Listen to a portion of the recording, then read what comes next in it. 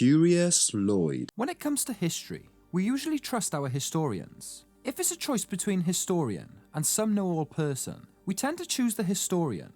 Although, sometimes, that know-all person comes up with a theory so compelling that we can't help but pay attention. So I'm not saying these know-alls are right, though quite compelling they may be.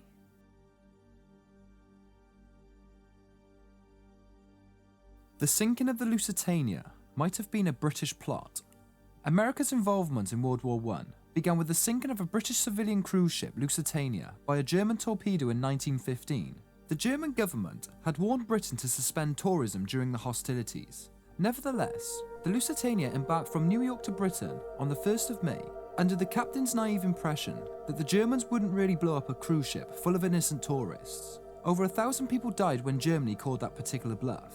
As with Pearl Harbor, 9/11, and basically any tragedy ever, there are conspiracy theories that say the American government allowed the attack to go ahead because they wanted an excuse to enter the war. Although when it comes to the Lusitania, the idea is a little more plausible. Now you see, the official story at the time was that 2 torpedoes launched by a German submarine sank the ship, but it's since been proven that only 1 torpedo was launched. The cause of the well-documented second explosion remains a mystery. In 1982, the British government was forced to admit that the Lusitania was secretly carrying a lot of munitions back to Britain. The Germans at the time defended their attack on the ship as a military action, but it was long denied by the British in order to bolster the war settlement. Although, once salvage crews started diving into the wreck, us British had to come clean. This was confirmed in 2008, when salvage divers recovered tons of weapons which officially never existed. During all of this, the person in charge of ensuring the safety of the British vessels was Sir Winston Churchill. Modern Lusitania truthers contend that Churchill set up the tragedy in order to convince the United States to enter the war.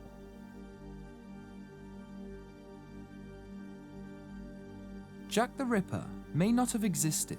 Jack the Ripper's reign of terror is legendary for a number of reasons. The particularly gruesome ways he dispatched his victims, his childish, gloating, borderline illiterate letters to the press, and the fact he's never been identified to this day.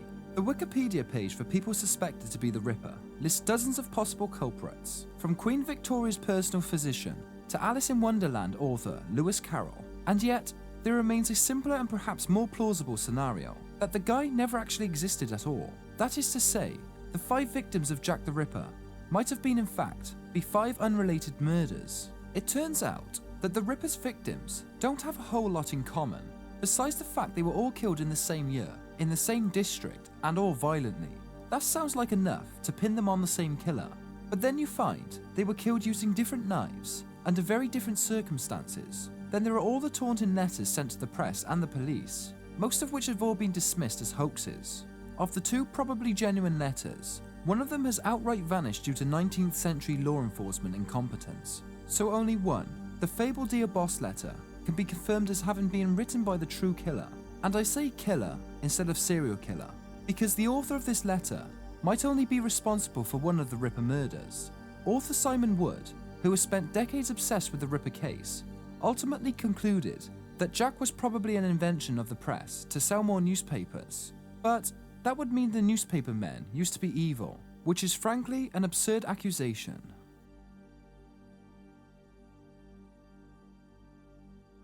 Frankenstein was written by Mary Shelley's husband. The story behind Mary Shelley's Frankenstein says it was the product of a night of campfire tales shared between herself, her lover, and future husband Percy Shelley, poet Lord Byron, and a bunch of other classic authors. But there's another theory, that it might not have been written by Mary Shelley at all, but by Percy. Back in the early 1800s, Frankenstein was published anonymously, which makes perfect sense, but Percy Shelley was known for publishing his work anonymously, and Mary was only identified as the author of the book in 1823, a year after he died in a sailing accident.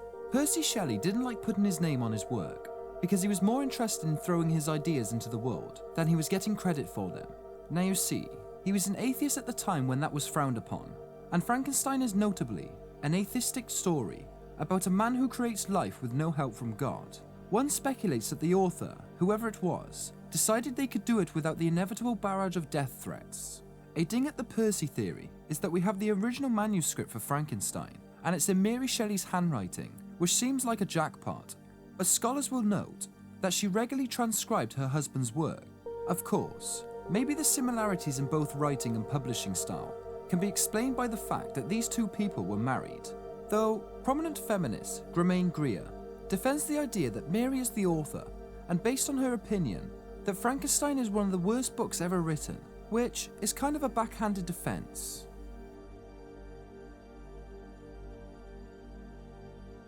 Van Gogh's suicide might have been a prank gone wrong. Vincent van Gogh is renowned for his madness as he is for his art. He suffered from severe depression, as well as a constellation of his other mental disorders, all of which led him to famously chop off his own ear and later commit suicide by shooting himself into the chest, though he missed his heart and sadly bled out in agony. But despite his madness, there's not a lot of evidence that Van Gogh was suicidal. Those who knew him were generally surprised that a guy who obsessively kept diaries and notes on his innermost thoughts didn't even write anything resembling a suicide note. According to the official story, he simply put a few last strokes on a painting he was working on, stood back to admire it for a second, then pulled a gun out and shot himself. But later evidence has suggested that the suicide narrative is suspicious, only because the bullet missed all of his organs. Van Gogh also probably had a pretty good idea about the general area where his heart was located, so it's strange that he shot himself in more of a less random spot in his upper torso. An alternate theory is that the shooting was a result of a prank gone wrong. In his later years, Van Gogh befriended a youth named René Secretan. At the time, Van Gogh had a reputation in his village as kind of a crazy one-eared hobo. Secretan and his friends spent equal time hanging out with Van Gogh and playing tricks on him, like pouring salt into his coffee and putting live snakes in his paint box. Secretan also owned a revolver, which was incidentally the exact kind that delivered the bullet that killed Van Gogh, but it was apparently faulty and wouldn't fire. The story goes that Secretan visited Van Gogh on that fateful day, pointed his gun at the artist and pulled the trigger, knowing that it would give an ineffectual click, but the gun picked this one time to work, and the rest is history.